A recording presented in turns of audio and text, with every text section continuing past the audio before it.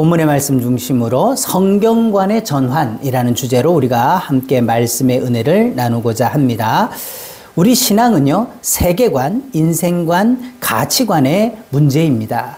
그래서 우리가 세계관이다 그러면 뭔가 상당히 어려운 철학적인 이야기 같지만 실제로는 그렇지가 않습니다. 쉽게 얘기하면 이 우주 만물이 어떻게 해서 생겨나게 됐는가, 그리고 나라는 존재는 어떻게 만들어지게 됐는가, 이것이 세계관이라는 거죠.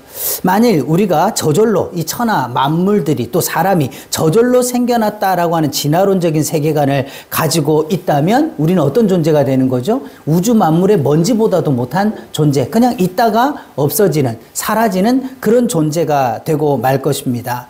그런데 이 세계관을 통해서 인생관이 이제 좌우가 되는 거죠. 그럼 만약 진화론적 관점으로 본다면 우리 인생은 그냥 있다가 없어지는 거고, 있다가도 뭐 이렇게 변화되어져 버리고 없어지는 거니까 우리 인생 자체가 아무 의미가 없는 것이 되는 거예요. 그런데 하나님께서 우주 만물을 섭리 가운데 창조하시고 세우시고 주관하셨다라고 하는 이 하나님 중심의 신앙관을 가지게 되면요, 우리 자신도 의미 있고 가치 있는 게 되죠. 왜냐하면 하나님의 형상대로 우리를 지으셨다라고 하는 의미가 있다는 거예요. 그래서 세계관, 인생관에 따라서 뭐가 바뀌게 됩니까? 가치관이 달라지게 되는 거예요. 이 세상 사람들은 물질 속에서 살면서 그저 돈 그럽니다. 그런데 세계관에 따라서 인생관이 달라지는 거예요. 그래서 거듭난 성도들은요, 천국은 마치 밭에 감춰진 보화와 같다라고 하는 말씀 속에서 그 보화를 발견한 사람은 어떻게 한다 그래요?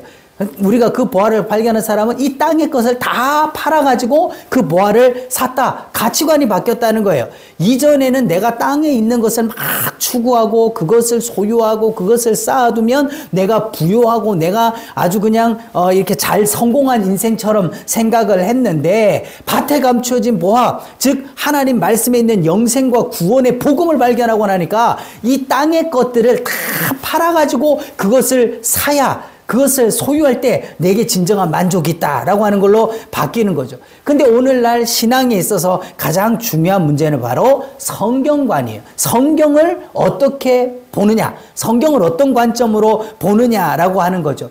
우리가 가지고 있는 성경은 하나입니다. 그 심지어 예수님을 그리스도로 인정하지 않는 유대인들조차도 구약 성경을 가지고 있어요.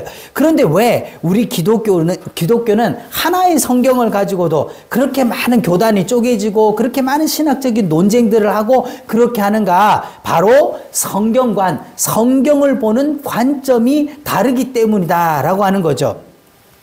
그럼 하나님께서요, 레위기 16장 15절에 백성을 위한 속죄소 염소를 잡아가지고 어떻게 하라 그럽니까? 그 피를 가지고 휘장 안에 들어가라라고 말씀을 하는 거예요. 그 휘장 안에 들어가라라고 하는 것은 한마디로 하나님 앞으로 나아가라라고 하는 거죠. 그리고 그 피를 속죄소 위와 속죄소 앞에 뿌릴지라라고 이렇게 말씀을 합니다. 왜 하나님께서 이렇게 명령을 하셨느냐? 이게 지성소 안에 있는 법궤고, 법궤의 뚜껑, 여기가 바로 뭐가 되는 거죠? 속죄소가 되는 거죠. 그래서 이 속죄 좀 더 보면 요렇게 이제 돼 있어요. 요게 이제 속죄소인데 법궤의 뚜껑입니다. 법궤의 뚜껑에 하나님께서 어떻게 해라? 피를 뿌려라 라고 말씀을 하는 거예요. 여기다 피를 뿌려라. 그러면 이 법궤 안에는 뭐가 들어 있습니까? 증거판 두 돌판이 들어있는 거예요. 모세가 시내산에서 하나님께 받아 내려온 돌판인데, 이건 첫 번째 돌판, 두 번째 돌판.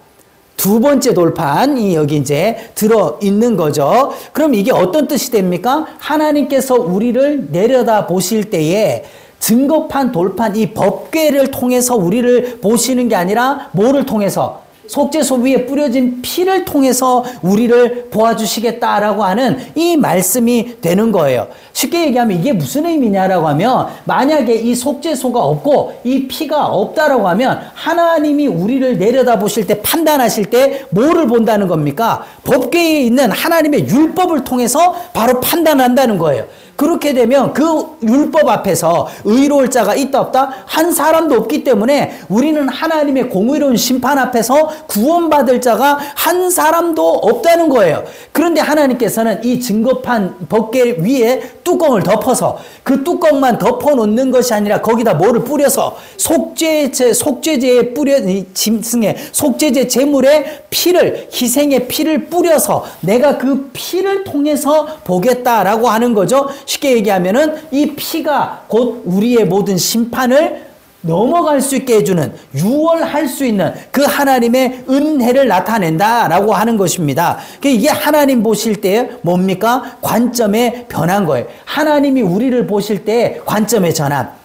하나님 원래는 우리를 율법으로 보고 법궤를 보고 우리를 심판해야 되는데 그 뚜껑에 피를 보시고 이미 6월절 그 밤처럼 이미 피가 뿌려졌다는 거는 뭐가? 심판이 시행이 되어서 이미 죽음이 있었다. 내가 그 피를 보고 너희를 넘어가 주겠다라고 하는 하나님의 관점의 변화다. 하나님께서 우리를 보시는 관점의 변화다는 거죠. 그러면 이것이 언제 성취될 모형이고 예표인가 라고 하는 거예요. 그럼 이거는 하나님께서 상징으로 모형으로 우리 가운데 주신 건데 이게 실제로 이루어진 것이 언제냐는 거죠. 바로 예수님께서 십자가상에서 대속의 피를 흘려주심으로 이 그림자가 성취가 되었다라고 하는 것입니다.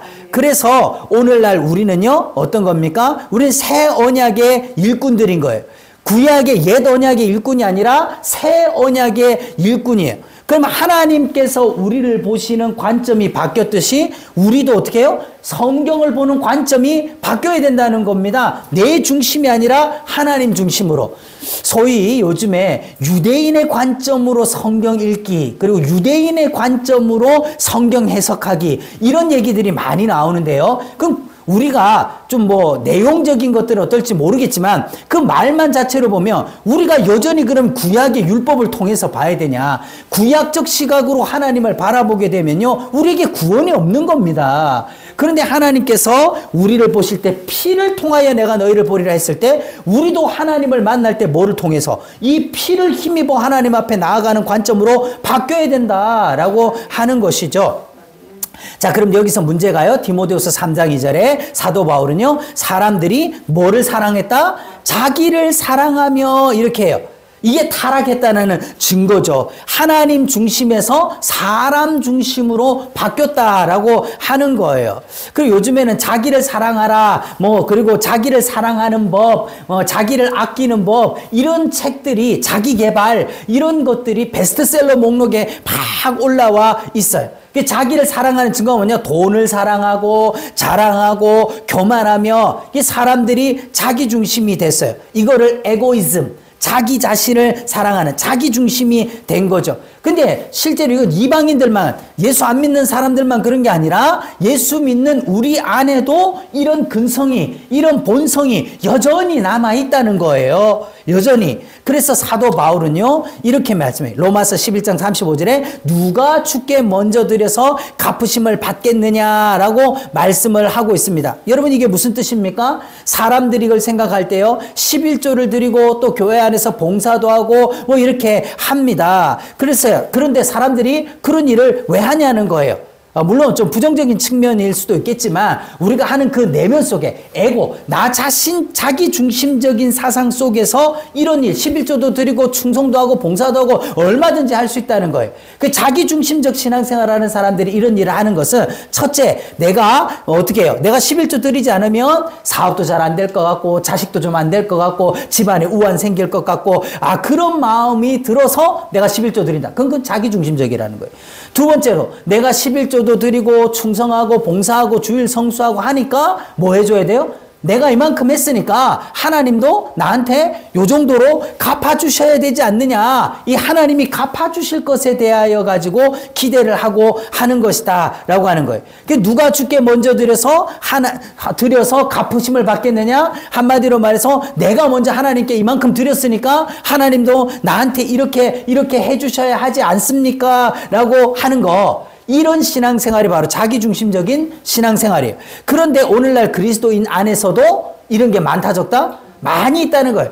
입으로는 주님을 위해서, 주님의 영광을 위해서 다 그냥 주님 하신 일이죠 라고 하면서도 우리 속으로는요 갚아주실 걸 기대를 하고, 또 내가 이만큼 했으니까 하나님이 나를 잘 봐주시지 않겠느냐라고 하는 이런 것들을 기대하는 이중적인 마음들이 있다라고 하는 거예요. 이거의 대표적인 게 뭐냐면, 오늘날 예증적인 설교를 하면 사람들이 좋아하고 감화를 받는다는 겁니다. 예증적인 설교라는 게 뭐냐면, 요나를 예를 들고 여호수아를 예를 들고 다윗을 예를 들어서 설교를 하는 거예요. 그리고 오늘날에 보면은 수많은 세상에 유명한 사람들의 예화들을 들어가지고 이렇게 설교를 합니다. 그러면 성도들이요, 그 설교를 들으면서 요나랑 자기를 동일시시키고 다윗과 자기를 동일시시키고 그 여호수아랑 자기를 동일시시키면서요 일체화를 해요. 그래서 이게 내 얘기구나 하면서 이런 설교에 감동을 받고 감화를 받고 때로는 막 눈물도 흘리고 막 이렇게 한다는 거예요. 그런데 오늘날 우리가 십자가 복음을 증거하면, 오직 원색적 예수 십자가 복음을 증거하면요, 이 복음이 뭡니까? 하나님이 값없이 거저 주시는 것이 복음이고 은혜예요. 받을 자격이 없는 죄인된 나에게 하나님께서 베풀어 주신 한량없는 그 은혜죠. 그 하나님이 값없이 거저 주셨다 그러니까 사람들이 막 좋아하고 열광할 것 같잖아요. 근데 아니라는 거예요. 자기중심적이 됐어요. 이미 사람들은 자기 위주로 됐어. 그러다 보니까 이 하나님 위주의 설교, 즉 복음 중심적 설교를 하면요 어떻게 반응이요? 시큰둥해요. 시큰둥할 뿐만 아니라 어떤 사람들은 시험 들어버려. 그리고 막 그거에 대해서 반발하기도 합니다. 그렇게 설교하지 말라고 하는 사람들도 있어요. 내가 이렇게 했으니까 하나님도 이렇게 해주셔야 되지 않습니까? 자기도 뭔가 공로를 내세우고 자기 의를 내세우고 이런 걸 좋아하는데, 우리가 복음을 전해서 우리 믿으면 구원받는다, 우리가 하나님이 행해주신 그 일에 대해서 우리가 감사함으로 충성하자 이렇게 얘기를 하면요 별로 반응이 안 좋다는 거예요. 복음을 전하면 어지간해서 감동받고 눈물 흘리는 사람이 별로 없어요. 그런데 예증적인 설교를 하면요 막 심리적이고 교양적인 설교들을 하면요 막 사람들이 울고 그래요. 여기에서 이제 목회자들은 참 많이 착각을 하게 되죠. 저 자신도 그렇지만 막 성도들이 그날따라 막 늦게 울고 막 아멘 소리가 크게 나오고 막 이러면 그게 은혜 받은 걸로 착각을 한다는 거예요.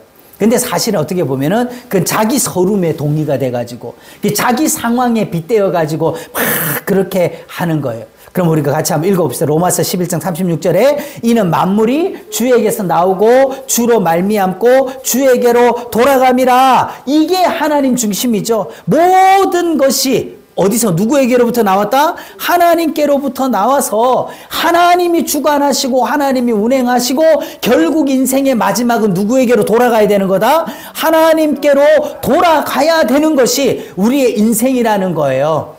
그런데 사람들은 뭐를 생각을 안 하는 거예요. 하나님께로 돌아갈 것에 대해서 생각을 안 하는 거죠. 그래서 그에게 영광이 세세에 있을지어다. 아멘. 이것이 바로 하나님 중심, 하나님에게로부터 와서 하나님으로 말미암아 살다가 하나님께로 돌아가야 되는 그에게 영광이 있어라. 그런데 오늘날 에고이즘, 오늘날 헬라 철학과 그 다음에 오늘날 이런 어떤 기복주의, 다원주의, 그 다음에 심리학, 교양, 철학에 쩌들어 있는 우리의 심령은 뭐를 좋아한다는 거예요? 모든 것이 주께로부터 나와서 나로 말미암고 다 내 것이 됐으면 좋겠다는 거예요. 네.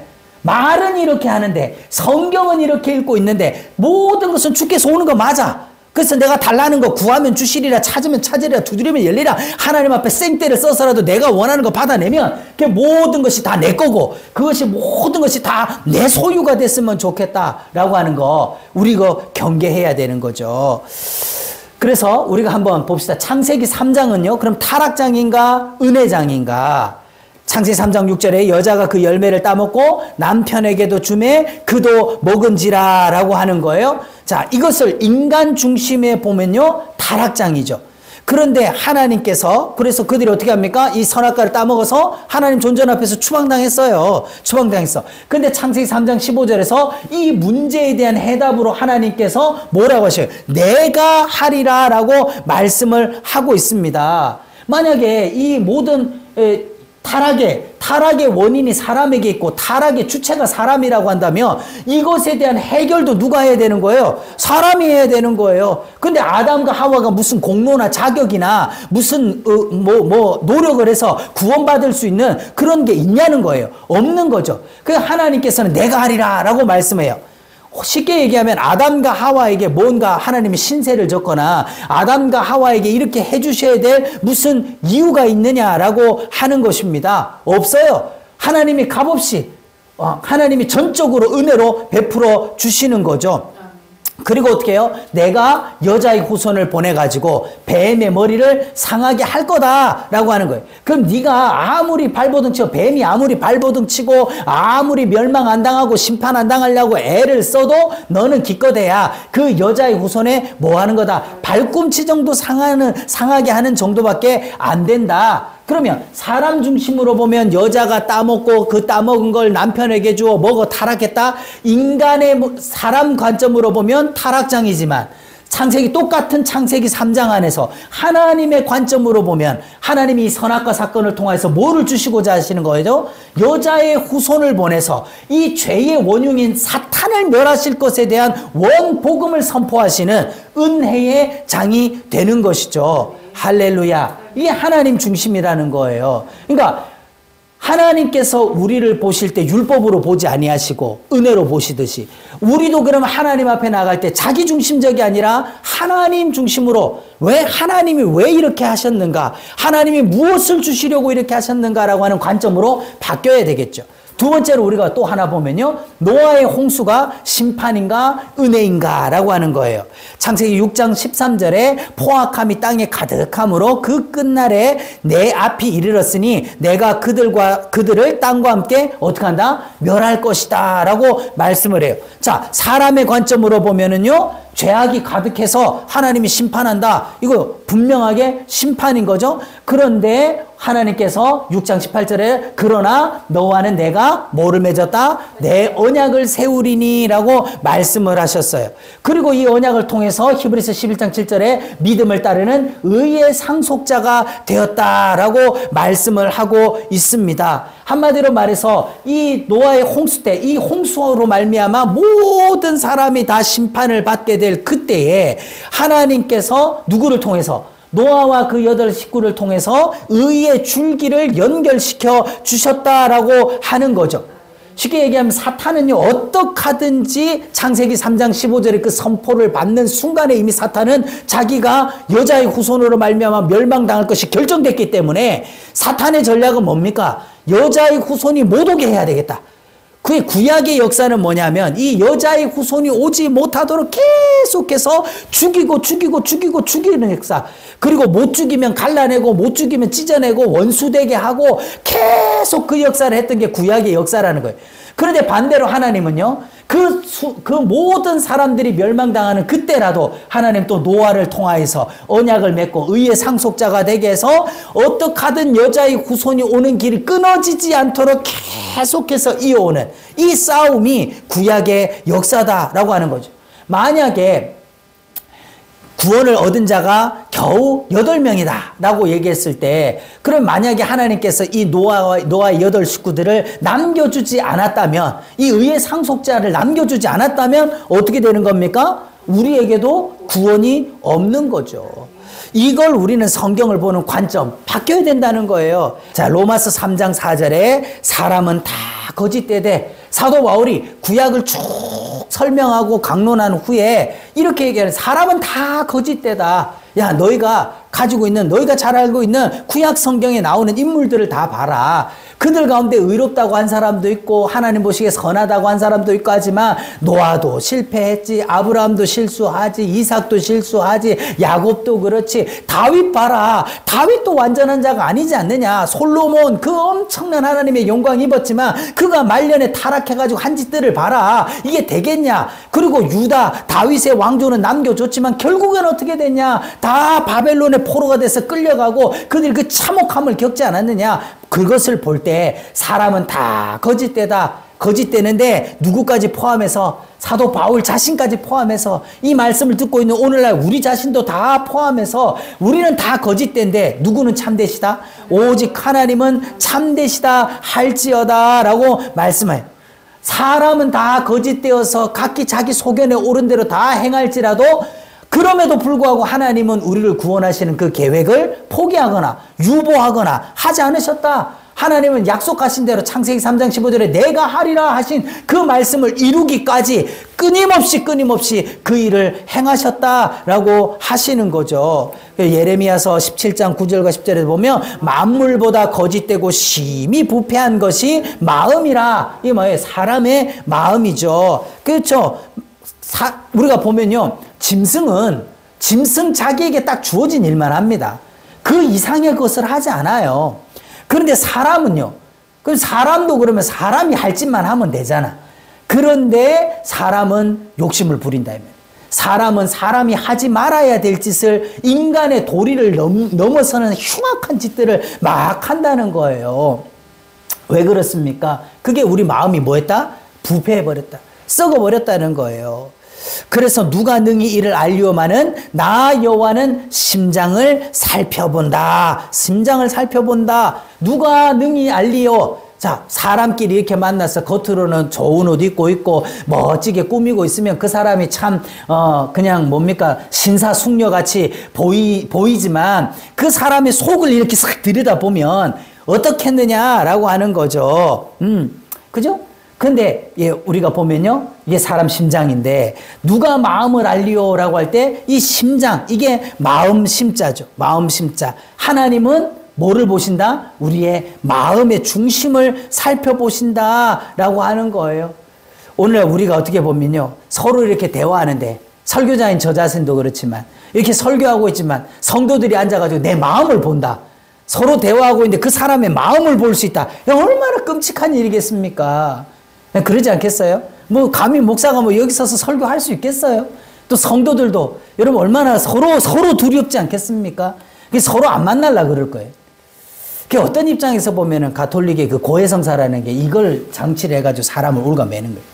자기 속에 감춰진 걸 얘기하게끔 해가지고 그걸로 얽어매는 거죠. 하나님께서 어떻게 보면 서로 사람의 마음을 못 읽고 못 듣게 해놓은 게 참 얼마나 한편으로 보면 감사한지 몰라요.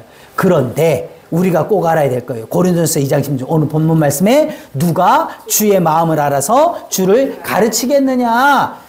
우리가 사람의 마음은 모를 수 있고 사람의 마음은 서로 모르고 안 보이고 안 들리게 해준 게 너무 감사하지만 누구 마음은 알고 싶어요? 우리 주님의 마음은 그 주님의 마음만은 내가 알고 싶습니다. 그 주님의 생각을 내가 알고 싶습니다. 주님의 그 계획을 내가 알고 싶습니다. 그 주님의 마음을 내게 좀 알려주세요. 할렐루야. 이걸 알고자 하는 게 뭡니까? 그게 하나님 중심 신앙이라는 겁니다. 예, 내가 기도했으니까 하나님 이게 될까요? 안 될까요? 예, 하나님 내가 이거 구했는데 주실 거예요? 안 주실 거예요? 그걸 얘기하는 게 아니라 하나님께서 우리에게 행하고자 하시는 그 신비, 그 엄청난 그 비밀이 뭐냐는 거예요. 로마서 3장 19절에 보면 우리가 율법 아래, 죄 아래, 심판 아래 있던 우리, 한마디로 우리가 뭡니까? 하나님 앞에서 우리는 의로울 게 아무것도 없고 지금이라도 그냥 마른 하늘에 날벼락 내려서 통구이가 돼서 죽어도 할 말이 없는 그런 존재인 우리를 이렇게 보지 아니하시고 뭐로? 십자가 은혜로 봐주시겠다. 너희가 이제 법 아래 있지 아니하고 뭐 아래 있다? 은혜 아래 있게 해주신 이 사랑 하나님께서요 우리를 내려다보실 때 율법으로 죄로 심판으로 내려다보시면 우리는 희망이 없다 이 말이에요. 그런데 어떻게 이게 은혜로 바뀔 수 있는 겁니까? 뭐를 통해서죠? 십자가를 통과할 때만 우리가 이 은혜 아래 있을 수 있게 됐다 이 말이에요. 할렐루야. 그래서 우리가 이 은혜를 알고 싶다. 우리는 옛 언약에서 우리가 새 언약으로 바뀌어지는 거예요. 하나님이 우리를 보시는 관점이 죄가 아니라 율법이 아니라 심판이 아니라 우리를 은혜 아래로 봐주시기로 했다면 우리도 어떻게 되는 겁니까? 우리도 하나님께로 나아갈 때는 뭐를 반드시 거쳐서 나가야 되는 거예요. 십자가 은혜를 통해서만 나아갈 수 있다는 겁니다. 이거를 우리가 가져야 된다. 이 성경의 관점, 그저 그냥 이 땅에 살면서 뭐 하나 조금 안 해준다고, 하나님 이거 해주세요 저거 해주세요 하다가 안 해준다고. 아니 어떤 사람들은 해주세요 그리고 응답받고 나면 이제 다 써먹었으니까, 예수에 대해서 활용도 끝났으니까 교회 나간다, 이런 게 아니라는 거죠. 그러나 우리가 뭐를 가졌다? 그리스도의 마음을 가졌느니라. 예, 쉽게 얘기하면 뭐예요? 하나님, 내 속에 내 중심적으로 되어 있는 이 심장 좀 빼내버리고 심장 이식 수술을 좀 해주세요. 우리 속에 뭐를 넣어달라는 겁니까? 그리스도의 마음을, 예수님의 심장을, 사도 바울처럼 그리스도의 심장을 가진 사람이 되게 해주세요. 하나님의 말씀이 우리 속에 새겨져야 되는 거죠. 그래서 로마서 한 번 더 우리가 생각해 보면요, 로마서 5장 20절에 율법이 들어온 것은 범죄를 더하게 하려 함이다 라고 말씀했어요. 율법을 누가 주셨습니까? 하나님이 주셨죠. 그래서 이 율법을 통해서 어떻게 하려고요? 그 율법을 통해서 범죄를 더하게 하려 한다 그러니까 엄한 심판을 위해서 율법을 주셨다는 겁니까? 쉽게 얘기하면 네 죄를 네가 알렸다, 이실직고 해라, 아주 이실직고 할 때까지 주리를 틀어라, 뭐 이러려고 하나님이 율법을 주신 것입니까? 아니라는 거죠. 아니라는 거예요. 그래서 하나님의 마음은요, 로마서 5장 20절에 그러나 죄가 더한 곳에 은혜가 더욱 넘쳤다. 이 말이 뭡니까? 내가 얼마만큼 죄인인가를 깨닫는 거. 하나님의 율법 앞에서 내가 처절하게 깨어지고 부서져 본 사람만이 그 죄의 사슬에서 나를 해방시켜 주신 하나님의 은혜를 더 많이 누리게 되는 거죠. 깨닫게 되는 것이죠. 사도 바울을 보세요. 디모데전서 1장 13절에 내가 전에는 비방자요, 박해자요, 폭행자였다. 폭행자. 쉽게 얘기해서 뭡니까? 사도 바울은요, 어떤 존재였습니까? 예루살렘에서 스데반이 순교할 때 그것에 대해서 증인을 섰던 사람이 바울이었죠. 그뿐만 아니라 다메섹에 가서 모든 예수 믿는 사람들을 다 잡아다가 감옥에 쳐놓고 죽일 권세를 가지고 그냥 다메섹으로 가던 도중에 주님 만났잖아요. 사도 바울이 이런 사람, 내가 말하면 죄가 더했던 사람이다. 그런데 바울도 하나님의 은혜 속에서 변화되어 이 엄청난 사도로 쓰임받는 거 보니까 뭐예요? 오늘날 우리에게도 뭐가 있는 겁니까? 희망이 있겠구나. 그래서 1장 14절에도 우리 주의 은혜가 넘치도록 풍성하였다라고 말씀을 하는 거예요. 사도 바울이 이렇게 변화되는 것들은 우리 가운데 어떤 겁니까? 믿는 자들의 본이 되게 해주기 위해서 이런 은혜들을 베풀어 주시는 거죠. 그리고 후에 주를 믿어 영생을 얻는 자들에게 본이 되게 하려 하심이라. 사랑하는 성도 여러분, 오늘날 우리가 이 땅에서 얼마나 잘 먹고 잘 살고 뭘 누리고 뭘 가지고 그걸 위해서 성경을 이용하고 그런 성경관으로 성도들에게 설교를 하고 한다면, 하나님께서 그들이 원하는 것을 주셨을지라도 그들의 심령은 파리해져 가는 거예요. 오늘날 우리는요, 물론 이 땅에서 우리가 비참하고 가난하고 남들에게 무시당하는 인생을 자원해서 그렇게 살아야 될 필요는 없어요. 그렇지만 그게 우리의 인생의 목적은 아니라는 거예요. 하나님이 예수님을 보내신 목적이 아니에요. 성경은 일관되게 얘기합니다. 이 성경이 누구를 가리켜 기록한 거다? 예수님을 가리켜 기록한 거다. 그러면 왜 예수님을 보내셔야 됐냐 이 말이죠. 구약의 모든 내용은 인간의 죄로 말미암아 우리는 길이 없다. 우리는 문이 없다. 이 지옥이라는 이 사망이라는 곳에 탈출구가 없다. 살 길이 없다. 그럼 어떻게 해야 되냐? 그래서 내가 보내리라. 내가 하리라 하신 대로 예수님이 오셔서 십자가에서 자기 몸을 찢어서 새롭고 살 길을 열어주시며 내가 문이다. 내가 길이다. 그러면서 나로 말미암지 않고는 아버지께로 갈 자가 없다. 바로 그 복음이 선포됐을 때부터 이제는 예수 믿는 자들이 아버지께로 나아갈 수 있는 길을 열어주셨다는 거예요. 문제는 뭐냐? 이 길을 열어주셔도 이 길을 찾으려고도 하지 않고 이 문을 두드리려고도 하지 않고 이 문을 심지어는 가로막고 서서 들어가지도 못하게 만들고 있다라고 한다면 우리에게 이보다 더 비참한 일이 어디 있느냐는 거죠. 우리는 이제 성경관이 바뀌어야 됩니다. 성경관이 바뀌면 우리의 세계관도 우리의 인생관도 우리의 물질관도 가치관도 싹 다 바뀌는 거예요. 그걸 뭐라 그러냐면 그걸 거듭남이라 그러는 거예요. 완전히 거듭나 버리는 거예요. 세상이 달라져 버리는 거예요. 나도 바뀐 것이 없고 세상도 바뀐 것이 없는데 성경에서 말하는 예수 그리스도를 만나는 순간 세상과 나는 간 곳 없고 구속한 주만 보이도다. 이것이 나의 간증이요 이것이 나의 찬송일세. 나 사는 동안 끊임없이 구주를 찬송하리로다. 아멘. 우리가 이렇게 성경관이 바뀌어서 그리스도를 만나고 하나님의 뜻을 깨닫고 우리가 정말 주님과 화평을 누릴 수 있는 모든 성도 되기를 예수님의 이름으로 축복합니다. 기도하겠습니다.